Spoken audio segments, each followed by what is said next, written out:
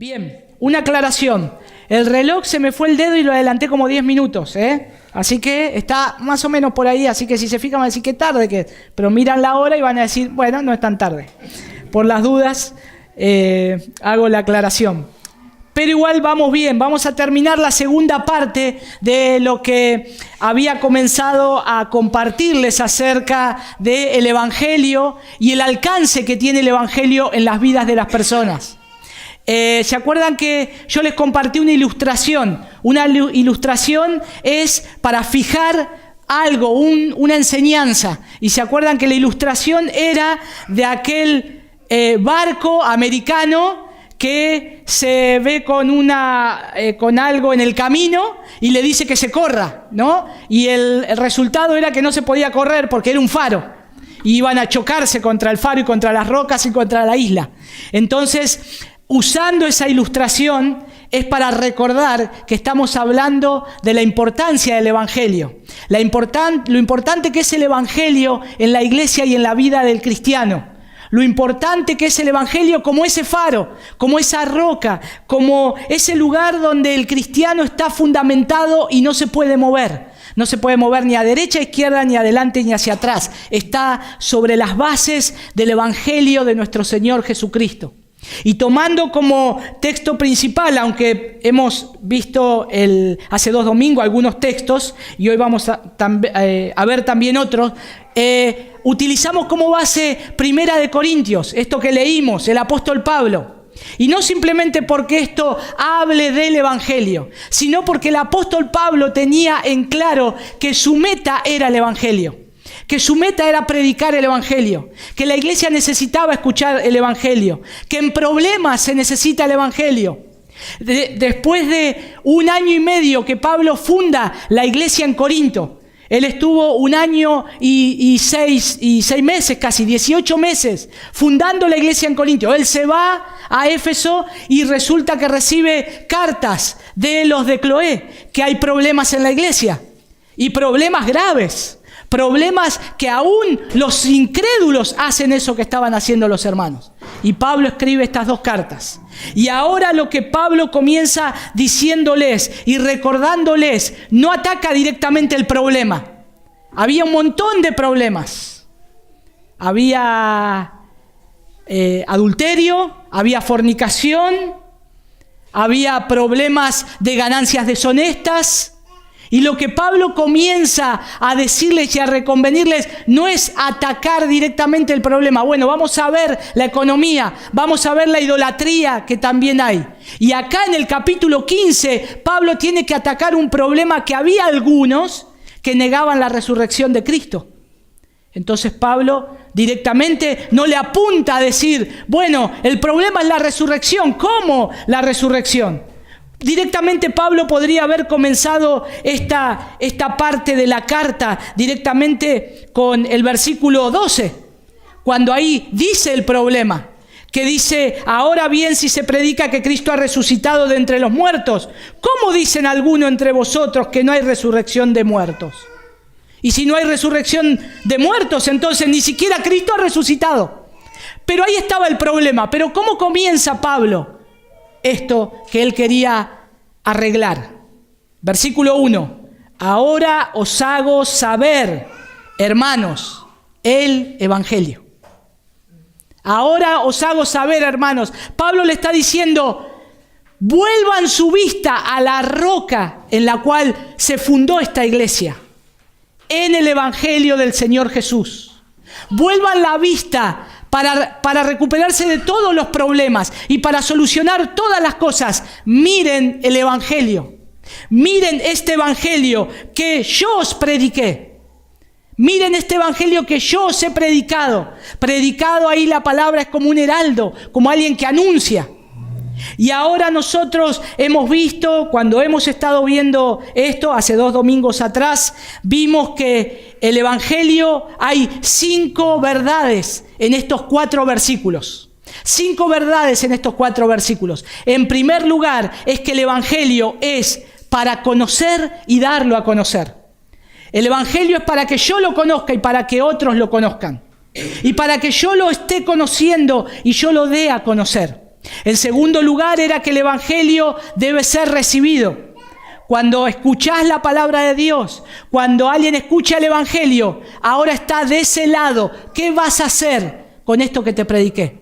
¿Qué vas a hacer con el Evangelio de Jesús? ¿Qué hacemos nosotros con este Evangelio que hemos recibido? ¿Qué estamos haciendo? ¿Cómo lo estamos viviendo? En tercer lugar, y nos quedamos ahí, fue que el Evangelio por el cual somos salvos, en base al versículo 2, por el cual asimismo, si retenéis la palabra que os he predicado, sois salvos, si no creísteis en vano. Si vamos a 1 Corintios, capítulo 2, al principio, 1 Corintios capítulo 1, versículo 7. Capítulo 2, versículo 7. Perdón que les cambié ahí. 1 Corintios 2, 7. Pablo dice, sino que hablamos sabiduría de Dios en misterio, la sabiduría oculta que desde antes de los siglos Dios predestinó para nuestra gloria. La sabiduría que ninguno de los gobernantes de este siglo ha entendido, porque si la hubieran entendido, no habrían crucificado al Señor de gloria. El Evangelio llega por medio de la revelación del Espíritu. El Evangelio llega a la vida del hombre por medio de que el Espíritu Santo imparte esa luz al alma del hombre, lo despierta de muerte a vida y ve a Cristo. Pablo dice, no usamos la sabiduría humana. No estamos utilizando todo lo que hemos aprendido, de todo lo que se ha dicho en los escritos. No estamos utilizando solamente lo que sabemos de lo que está escrito y hemos leído, sino que hay una obra del Espíritu. Hay una obra del Espíritu en la vida del creyente para poder comprender y vivir el Evangelio del Señor. Por lo tanto, él dice bien en 1 Corintios 1:18, un poquito más atrás, dice, porque la palabra de la cruz es necedad para los que se pierden. La palabra de la cruz es necedad para los que se pierden, pero para nosotros los salvos es poder de Dios. O sea, nosotros iniciamos nuestra vida sobrenaturalmente con esa luz impartida al alma. Somos resucitados y empezamos a ver a Cristo y lo empezamos a amar y lo empezamos a buscar y empezamos a entender que el Evangelio es de primera importancia. Y el apóstol Pablo acá está diciendo que la palabra de la cruz, la que se le está predicando a algunos, es necedad para los que se pierden. Las dos palabras en ese versículo, se pierden y los salvos son los que van camino a perderse. Y los salvos son los que están siendo salvados. Los que están siendo salvados. Los que el Señor está haciendo una obra de gracia. Pero volvamos al texto nuestro ahí, en 1 Corintios capítulo 15. Lo cuarto, dije que son 5 verdades. Lo cuarto que quiero resaltar en esta mañana, y lo quinto y último, es que el Evangelio es de primera importancia, nos está diciendo acá la Escritura. Y en último lugar, el Evangelio es recibido y debe ser entregado a otros. Vayamos al primer punto, al versículo 3. El Evangelio es de primera importancia. Dice el apóstol Pablo, porque yo os entregué en primer lugar lo mismo que recibí. No hay palabra o verdad verdad más importante que el Evangelio de Jesucristo. No hay nada más importante que el Evangelio de nuestro Señor Jesucristo. Muchos hoy dicen somos evangélicos o creo en el Evangelio, pero no viven de acuerdo al Evangelio y no tienen la luz para poder entender qué es el Evangelio. Y entonces, ¿cómo se reemplaza eso? Con toda una máscara de religiosidad. Pero si lo tocamos y le metemos el dedo, como un huevo de Pascua, ¿vieron? ¡Trum! Pasamos de largo. Y ahí no hay nada, cáscara. Por eso Yo os entregué, dice Pablo, en primer lugar, lo mismo que recibí. No le está dando una enseñanza moral, no le está dando una enseñanza solamente de libros, le está dando algo que él había recibido, que a él le había afectado su vida completamente. Pablo estaba apasionado por el Evangelio del Señor Jesús. A todos lados donde iba, él predicaba la cruz, la cruz, la cruz de Cristo. En todo lugar, aún dentro de la misma Escritura, podemos ver que el mensaje del Evangelio no tiene igual.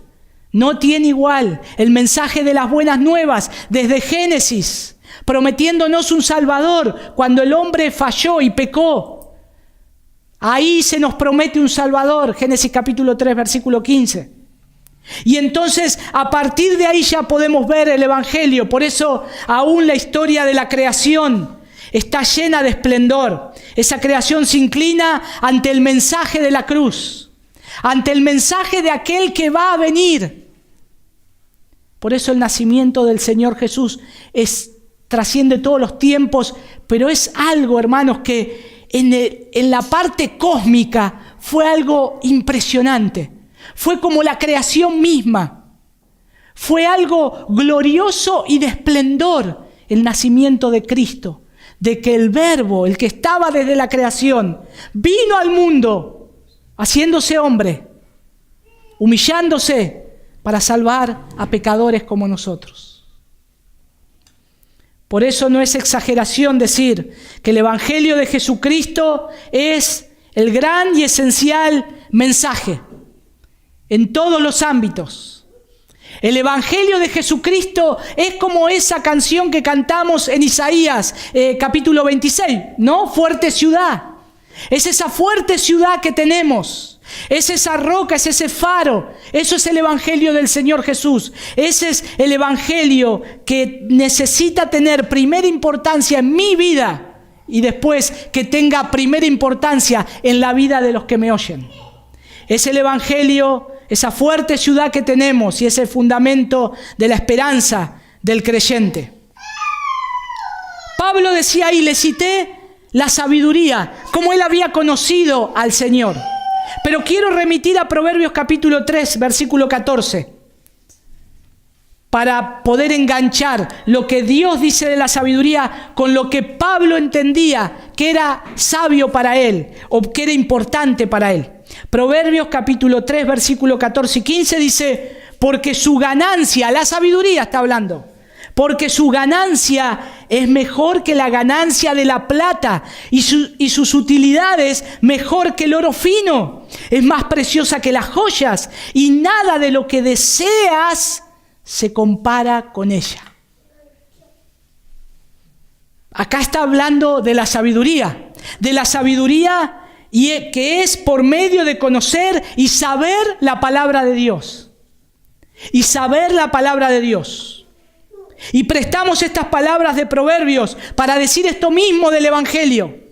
Decir esto mismo del Evangelio, conocer el Evangelio, conocer la palabra de Dios es mejor que la ganancia de la plata. Y sus utilidades mejor que el oro fino. Conocer el Evangelio de Cristo puede ser más precioso o es más precioso que las joyas. Y nada de lo que deseamos se puede comparar con él. Conocer el Evangelio de nuestro precioso y amado Salvador. Y lamentablemente el Evangelio ha dejado de ser de primera importancia para las iglesias. ¿Se acuerdan cuando conseguimos el material que regalaba Sociedades Bíblicas de qué es el Evangelio? Que lo vimos por parte, que los dio Pepe, todas las series. Yo iba a buscar el material, los libros a Sociedades Bíblicas. Y ellos lo regalaban. Y yo hice como 3 viajes a Sociedades Bíblicas pidiéndole libros. Hasta pude entrar a la cárcel, 10 libros. Pero cuando iba a pedir a los de la cárcel, ya había pasado un tiempo que habíamos estado dando esa serie. Y yo digo, no deben tener más. Bueno, me tiro el lance, voy a buscar. Le pregunto al gerente de Sociedades Bíblicas, ¿tenés los libros del Evangelio? Vos sabés que quiero ingresar, aunque sea 10, o los que tengas. No, si son menos, no importa. Pero necesito ingresarlos para darle a los hermanos. Y me dice, me quedan un montón. porque nadie de las iglesias que hemos ido en todos lados, Sociedad Bíblica está en Córdoba, en Buenos Aires, en el sur, de todos, casi nadie quería el libro que es el Evangelio. Y entonces, ¿por qué? Y porque dicen que ya lo conocen. Ya conocen el Evangelio.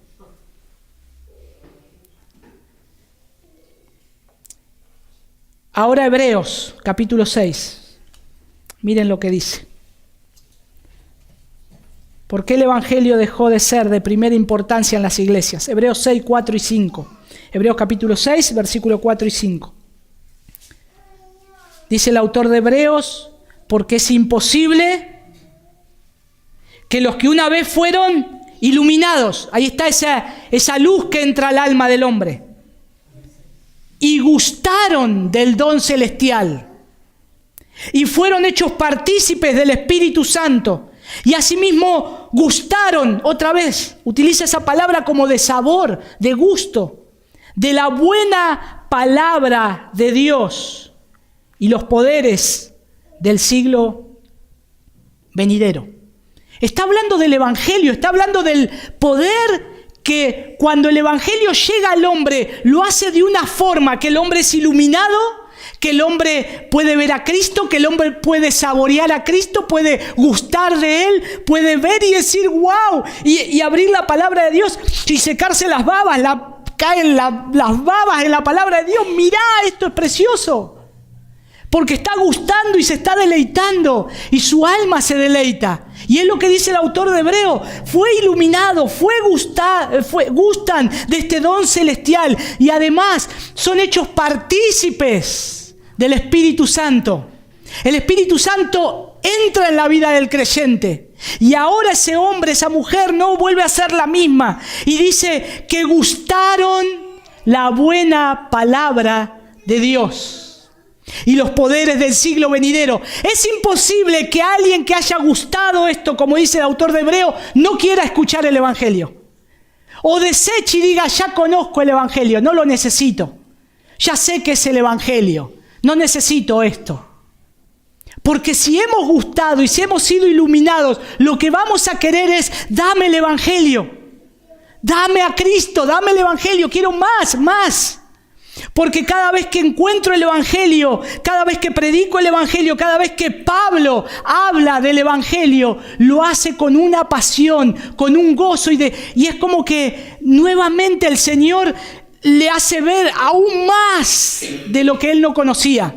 Y es como que va abriendo una puerta, predica el Evangelio, abre una puerta y ve una gloria. Y el apóstol Pablo dice, miren la magnificencia de Dios en el Evangelio, en Cristo.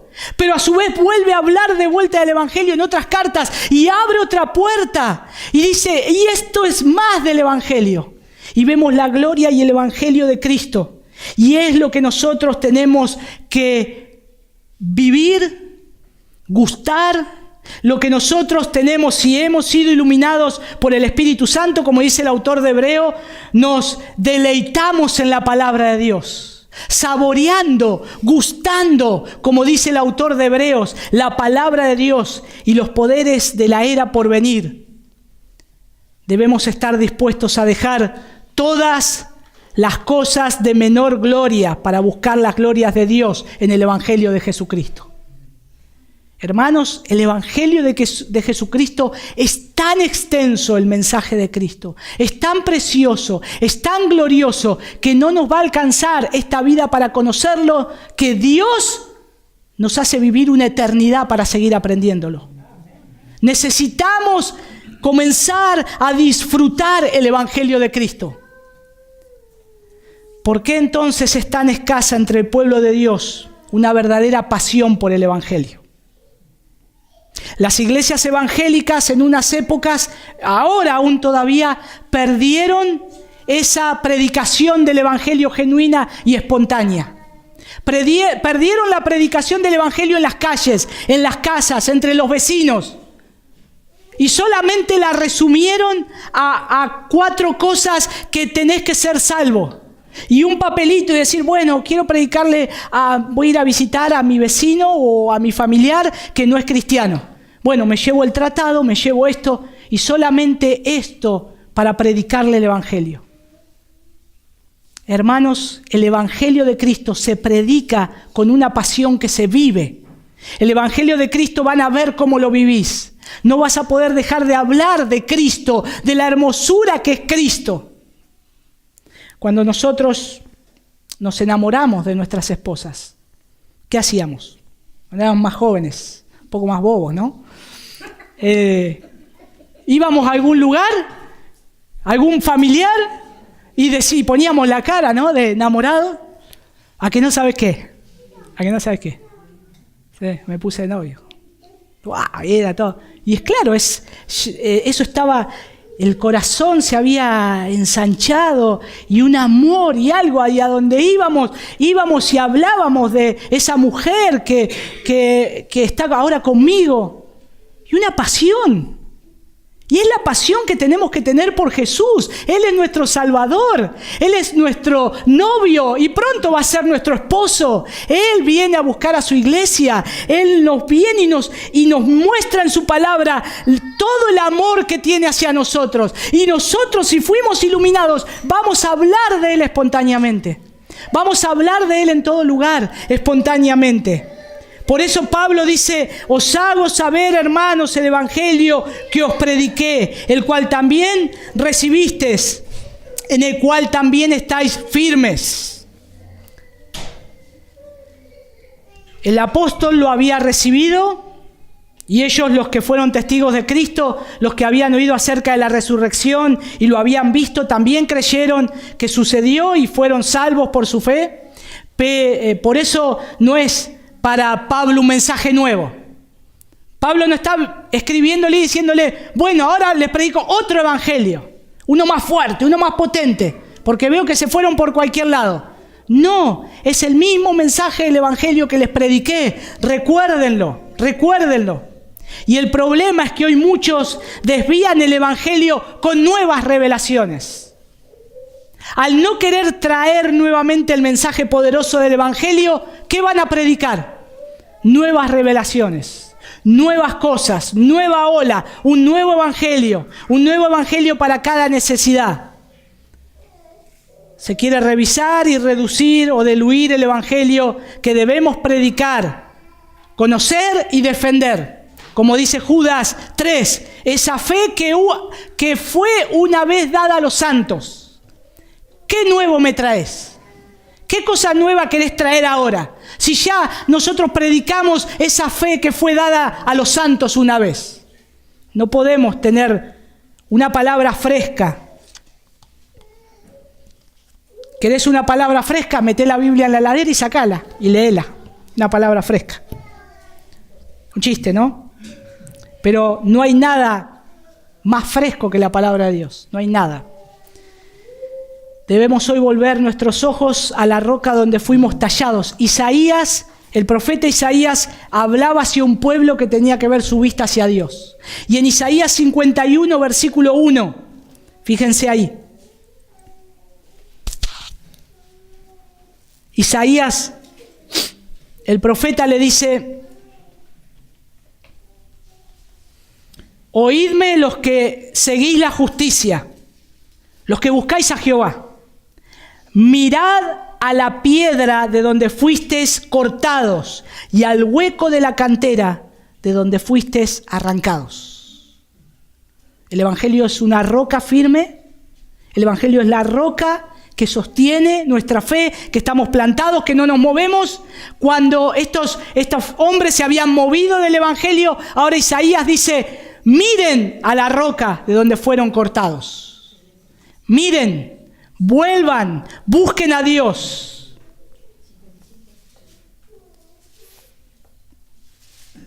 Daniel capítulo 11, versículo 32 dice que el pueblo que conoce a su Dios se esforzará y actuará. Por lo tanto, mi pasión por el evangelio, en primer lugar, yo tengo que saber que es de primera importancia, tanto de primera importancia que todos los días tengo que estar escuchando, leyendo, oyendo, viendo, gustando, saboreando el evangelio de Cristo. Todos los días, esforzándome. Y acá Isaías Comienza diciendo, oídme, oídme. Cuando el Señor utiliza esta palabra, oídme, es la palabra en hebreo, Shema, que es como cuando el Señor le dice a Israel, oye, vuestro Dios el Señor uno es. Oye, oigan, presten atención, estoy hablando. Es como cuando se dice ahí en Deuteronomio, oye Israel, presten atención, presten atención. Tenemos que estar volviendo al Evangelio y tenemos que seguir predicándonos el Evangelio. Yo sé que por la gracia del Señor siempre van a escuchar aquí entre nosotros el Evangelio. Y sé que ustedes se esfuerzan, muchos de ustedes, por conocer el Evangelio. Y es un gozo saber que están firmes ahí, porque en el momento de la dificultad y la prueba, lo que te va a mantener firme es el Evangelio. Si no estás fundamentado en la roca del Evangelio, en el momento de la dificultad y la prueba, hermano, vamos a juntar tus cenizas. Vamos a juntarte en pedacitos, o como decimos, en cucharita. El Evangelio me va a mantener firme contra el turbión. El Evangelio me va a mantener firme contra las acechanzas de Satanás. El Evangelio me va a mantener despierto ante los posibles ataques que se están maquinando del infierno. El Evangelio de Cristo. ¿Cuántos libros sobre el Evangelio leemos al año?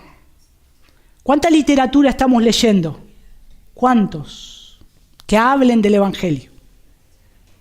Es una pregunta, ¿no? ¿O cuánto estudiamos de la doctrina básica del Evangelio? Estos libros que por la gracia del Señor nos ha dado el dinero el Señor para poder tenerlos de antemano, es para que crezcamos en el conocimiento del Evangelio. Y es para que avancemos hacia esa madurez cristiana que necesitamos. El Evangelio es de primera importancia según la Escritura, según el apóstol Pablo, según Jesús, según los profetas, según Dios. Es de primera importancia. En último lugar, el Evangelio que es recibido y entregado. Lo pueden notar ahí en los versículos 3 y 4. Es reclara la palabra de Dios. Dice, porque primeramente os he enseñado lo que asimismo recibí, dice Pablo, que Cristo murió por nuestros pecados conforme a las Escrituras. Conforme a esto. No conforme a un libro, conforme a una hoja, conforme a la suficiente palabra de Dios. Esto es lo que decían, esto es lo que se profetizaba, conforme a las Escrituras. Cristo murió por nuestros pecados, conforme a las Escrituras, y que fue sepultado, y que resucitó al tercer día, conforme a las Escrituras. El Señor nos quiere decir, toda nuestra vida, el Evangelio debe ser conformado a la Escritura. No inventos por ahí, no cosas que resultan por ahí, nuevos modelos, nuevas cosas. Entonces podemos ver que hay dos verdades importantes en las Escrituras sobre el Evangelio. En primer lugar, no es el resultado de invención humana el Evangelio. Que a alguien se le ocurrió algún día, se le prendió la lamparita, sino de hombres movidos por el Espíritu Santo. Como dice 2 de Pedro capítulo 1, versículo 21, hombres inspirados por el Espíritu Santo hablaron de parte de Dios. No es que se levantó alguien, un apóstol, y dijo, se levantó inspirado, como nos pasa a nosotros. La palabra inspirado acá no es como nosotros la entendemos como inspirado. Yo me levanté inspirado y limpié el patio. No sé, me levanté inspirado y corrí todo y pinté la cocina. Estaba inspirado. No es esa inspiración. Lo que está hablando acá es que esto viene del Señor. Es una revelación que Dios dio a hombres y está acá escrita en la palabra de Dios. Y es de parte de Dios. En segundo lugar, es un mensaje que es entregado una vez y para siempre a los santos. Y cada generación de creyentes es responsable de pasarlo inalterado a la siguiente generación, a nuestros hijos y a los nietos. Como dice el salmista, contaréis las obras del Señor, proclamaréis las obras del Señor. Por eso es tan claro cuando Pablo le dice a Timoteo, Timoteo, acordate, yo me estoy a punto de morir, ya está. Pero Timoteo, acordate, toda la Escritura, no te vayas a otro lado, toda la Escritura es inspirada por Dios, respirada por Dios, exhalada por Dios. Y esa Escritura te va a ser útil para enseñar, te va a ser útil para reprender, para corregir, para instruir en justicia a otros. No busques psicología, no busques nada, Timoteo. Anda a la palabra de Dios porque es suficiente la Escritura. Cuando el apóstol Pablo escribió, cuando dice que él recibió el Evangelio, está haciendo una afirmación de la revelación especial de Dios. Tenemos la revelación que Dios nos da por medio de la creación. La revelación que nos hace ver que hay un creador. El cielo, la tierra, los pájaros, el Salmo 148 que hoy leía el hermano Leo. Revelación de Dios. Ahí tenemos la gloria de Dios. Pero Pablo dice que él recibió esa revelación especial. Él no fabricó este mensaje, ni lo prestó a otros. Él lo recibió. Más bien vino a él por medio de una revelación especial de Jesucristo. Es esa manera. Es esa manera. Por lo tanto, no hay que buscar nuevas revelaciones. Hay que ir a la autoridad y suficiencia de la Escritura. Porque si no, el apóstol Pablo le estaría diciendo acá a los corintios, yo recibí lo que yo recibí. Bueno, ahora ustedes traten de tener una misma experiencia sobrenatural para ver si se les abren los ojos, para ver si dejan de pecar de tan grande manera, a ver si se les aparece Cristo, a ver si viene una luz del cielo y quedan medio ciegos. Traten de buscar eso. No, Pablo dijo, yo recibí esto, que en primer lugar Cristo murió por nuestros pecados, conforme a las Escrituras. Continuamente Pablo se ceñía a las Escrituras. Jesús se ciñó a las Escrituras. Los profetas se ciñeron a la palabra de Dios. ¿Qué tenemos que hacer entonces nosotros? Ceñirnos a la palabra de Dios en medio de conocer el Evangelio. Lo deja más claro Pablo en Gálatas, capítulo 1. Vamos a leer 2 versículos nomás. Versículo 11 y 12. Solamente para que conozcamos al apóstol Pablo, que cuando está hablando de lo que él recibió, ese evangelio, acá lo aclara un poco mejor. Dice Gálatas 1:11, pues quiero que sepáis, hermanos, que el evangelio que fue anunciado por mí no es según hombre. Pues no lo recibí de hombre ni me fue enseñado, sino que lo recibí por medio de una revelación de Jesucristo. Y el propósito de Pablo acá es relatar esta experiencia única, que su evangelio tiene un origen divino. No es que Pablo tiene una nueva revelación, como dijimos, esa revelación fresca, como cité. Pablo tiene la intención de demostrar que hay un solo evangelio. Y aunque aún Pablo, sabiendo todo esto, él inclusive ahí en Gálatas 2:9, él consulta a aquellos que eran considerados como columnas de la iglesia. Hacen una consulta, él consulta, para ver si lo que había recibido estaba bien. No es que esto que me pasó ya está, es algo que créanme todos. Pablo dice, esto está bien. Y el mismo apóstol declara en Gálatas 1, del 8 al 9, no hay otro evangelio. No hay otro evangelio. Entonces, cada generación de cristianos debe comprender que ha recibido un evangelio eterno. Un solo evangelio eterno que está en la Escritura, que está en la palabra de Dios. Como administradores, es nuestra obligación preservar ese evangelio sin añadir ni quitar algo, sin hacerle cualquier clase de modificación. Bueno, hagamos más atractivo el evangelio. Quitémosle lo que dice pecado. Hagámosle más atractivo el evangelio. Hagámoslo de otra manera. Y cuando comenzamos a diluir de a poco, y la iglesia empieza a hacerlo, ya tenemos que empezar a utilizar otros métodos. Y ya el evangelio comienza a ser olvidado. Y ya comienza a dejar de predicarse lo que dice la palabra de Dios. Por eso, cada generación de cristianos debe comprender que ha recibido un evangelio eterno. Nosotros que hemos recibido el evangelio tenemos el terrible compromiso de entregarlo en su totalidad, bíblica y apostólica. No podemos cambiar nada, no podemos quitar nada, tenemos que entregarlo de esa manera. En conclusión, entonces vimos 5 verdades que había ahí. La número 1, el evangelio, que es para conocerlo y darlo a conocer. En segundo lugar, ese evangelio que debe ser recibido. En tercer lugar, el evangelio por el cual somos salvos, si es que somos salvos. En cuarto lugar, el evangelio es de primera importancia. Y en último lugar, el evangelio debe ser recibido y entregado a otros. Dice un autor: hay algo peor que permanecer en silencio mientras los perdidos de este mundo corren apresuradamente hacia el infierno.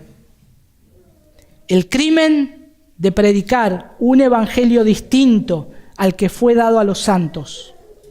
Por esta razón, debemos censurar el evangelio del cristianismo evangélico contemporáneo, pues está diluido, esculpido culturalmente, un evangelio mutilado que permite a los hombres mantengan alguna forma de santidad mientras niegan su poder, profesan conocer a Dios, mientras lo niegan con sus obras y llaman a Jesús Señor, Señor, mientras que no hacen la voluntad del Padre.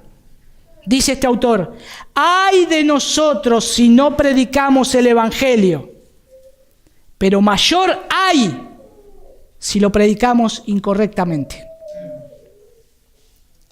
El evangelio es un mensaje muy específico en la Escritura y este texto lo define clara y concisamente.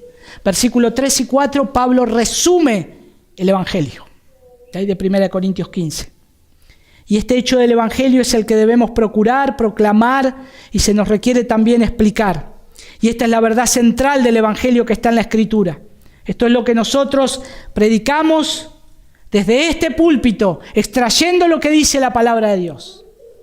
Y aquellos que en algún momento tomen este lugar y prediquen, queremos que hagan lo mismo. Extraer lo que dice la palabra de Dios, no traer nada nuevo, sino extraer lo que dice la suficiencia de la Escritura. No sostenemos pensamientos humanos y les queremos dar una base bíblica. Tener un pensamiento humano y ver si está en la Biblia para sostener mi pensamiento. No es la enseñanza de la palabra de Dios. No debe ser nuestro evangelio, no debe ser mi predicación. O la predicación en las calles, o en las casas, o en los discipulados. No debe ser así. Debemos decir lo que dice la Escritura, abrir la palabra de Dios y decir, así dice el Señor. Así dice el Señor. Lo que estamos llamados a hacer nosotros y cada uno de los que son parte del cuerpo de Cristo es hacer lo que Timoteo tenía que hacer. Y Pablo le encomendó a Timoteo: Timoteo, maneja con precisión la palabra de verdad. En un mundo tan alocado, con tantas cosas, con tantas distracciones que hoy tenemos en el mundo. Hermanos, vivimos en un país que está en crisis, en una crisis económica y todo lo demás. Y tenemos tantas distracciones. Imagínense si no estaríamos en crisis. Si tendríamos todos los bienes, si tendríamos todo y sería un país tranquilo. ¿Qué haríamos? No recurriríamos a Dios, no oraríamos, ya Dios, ¿para qué voy a la iglesia? No. Tengo que irme a la casa de fin de semana, mantenerla allá, 2 casas, en monte, en sierra. ¿Y qué hago? No tengo tiempo. A veces las crisis son buenas en los países, cuando Dios orquesta todo. Deja a los pecadores que hagan el mal, pero a su vez a los cristianos nos llama a rendirnos a Él y a orar más intensamente, y a buscar más en la palabra de Dios, y a depender más de Él, porque Él nos llama la atención para decir, hey, yo soy todo tu bien, no sos vos. Acá estoy yo en los cielos, el Señor, mirame, me necesitas. Y nos saca de un plumazo muchas cosas que antes nos tenían cómodos. Pablo le dice a Timoteo, maneja con precisión la palabra de verdad. si no abrimos nunca la Biblia, si no leemos un libro que nos lleve a la palabra de Dios, al Evangelio, ¿cómo vamos a manejar la palabra de Dios? ¿Cómo vamos a manejar con precisión la Escritura? Y después es como que Pablo le vuelve a decir a Timoteo, te encargo, predica la palabra. No te olvides, te encargo, Timoteo, predica la palabra. Quiero dejarles 4 componentes para la predicación del Evangelio, para que esto lo atesoren. En primer lugar, predicar con valentía a los hombres que Cristo murió por sus pecados, como dice Pablo acá. No tengamos temor. ¿Sabés por qué Cristo vino a este mundo? ¿Sabés por qué? Ahora, en Semana Santa, la resurrección, podemos tranquilamente hablarles a otros de Cristo, dado estas épocas, como Navidad, dar esas épocas. Cristo murió por tus pecados. En segundo lugar, predicar a los hombres que Cristo murió conforme a las Escrituras. Cristo murió por tus pecados, pero no es una novedad, no lo vas a leer mañana en el diario. Acá está el diario de mañana.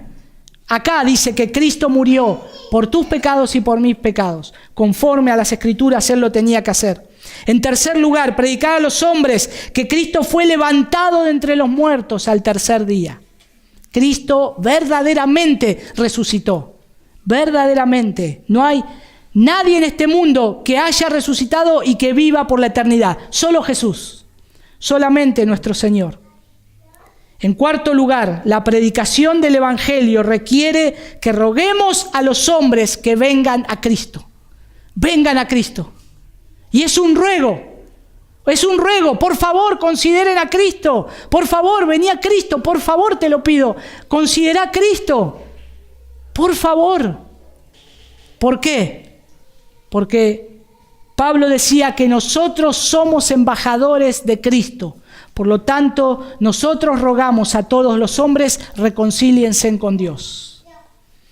El Evangelio es de primera importancia. El Evangelio es un evangelio para conocerlo y darlo a conocer.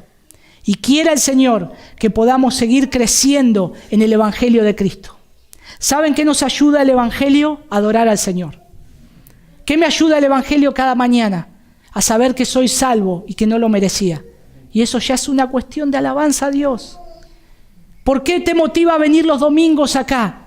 Porque el Señor te salvó y porque es el Evangelio de Cristo la buena noticia que te libró de tus pecados y de la ira venidera.